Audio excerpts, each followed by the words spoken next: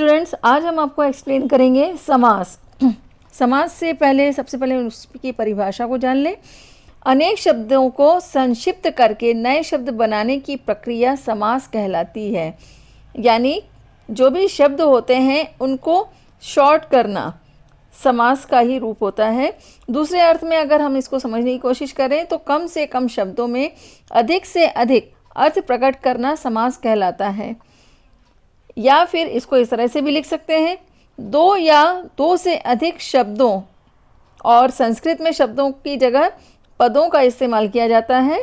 तो दो या दो से अधिक शब्दों का परस्पर संबंध बनाने वाले शब्दों या प्रत्ययों का जो लोप होने पर उन दो या अधिक शब्दों में से जो एक स्वतंत्र शब्द बनता है उस शब्द को सामासिक शब्द कहते हैं या सामासिक पद कहते हैं, और उन दो या अधिक शब्दों का जो संयोग होता है वह समास कहलाता है।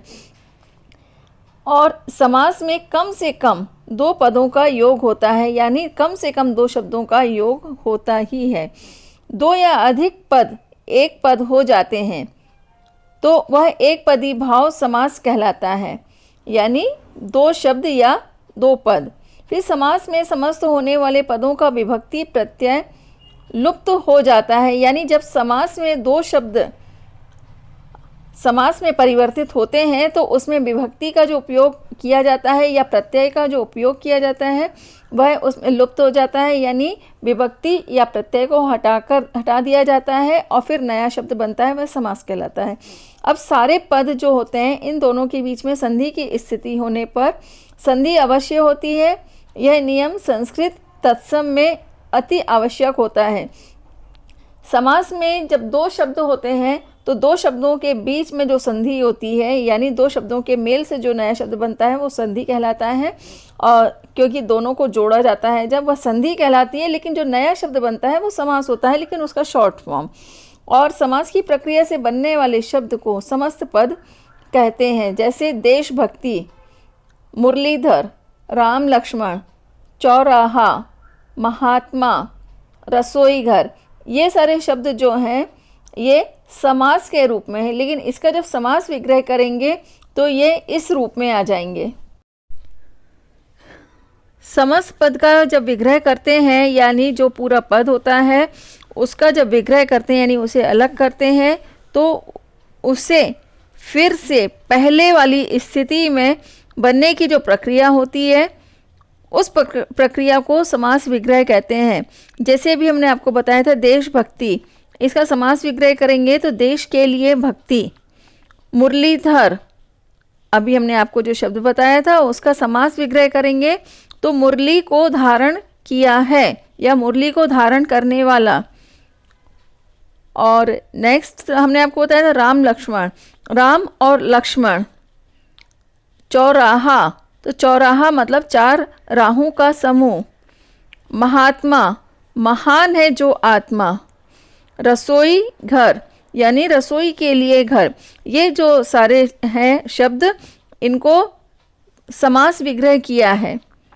अब समास के पद में मुख्य रूप से दो पद होते हैं, पूर्व पद और उत्तर पद, यानी पहले वाला शब्द और उसके बाद वाला शब्द। इसको समास की भाषा में पूर्व पद और उत्तर पद कहते हैं। और पहले वाले जो पद होते हैं उनको पूर्व पद कहा जाता है और बाद में आने वाले जो पद होते हैं उनको उत्तर पद कहते हैं। जैसे हम आपको यहाँ पर समझाते हैं, इसमें जो है पूजा घर, पूजा घर पूरा पद कहलाएगा, यानी एक कंप्लीट सेंटेंस है, कंप्लीट पद या कंप्लीट शब्द, इसको वर्ड बोलेंगे। लेकिन इसका जब समास विग्रह करेंगे तो पूजा, पूजा यानी ये पूर्व पद, यानी पहले लिखा गया है, पहला शब्द है पूजा, तो ये पूर्व पद कहलाएगा।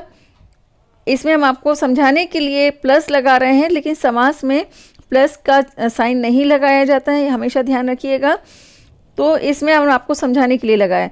और उसके पश्चात आया है घर, घर ये है जो उत्तर पद।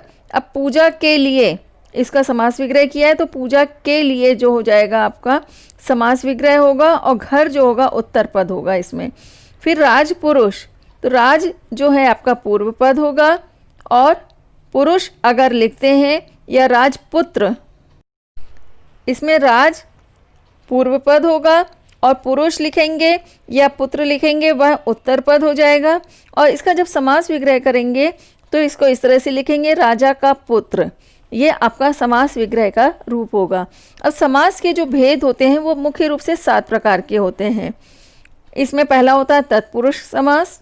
इसके और भी भेद होते हैं तत्पुरुष समास के अपने, जो हम आपको आगे एक्सप्लेन करेंगे।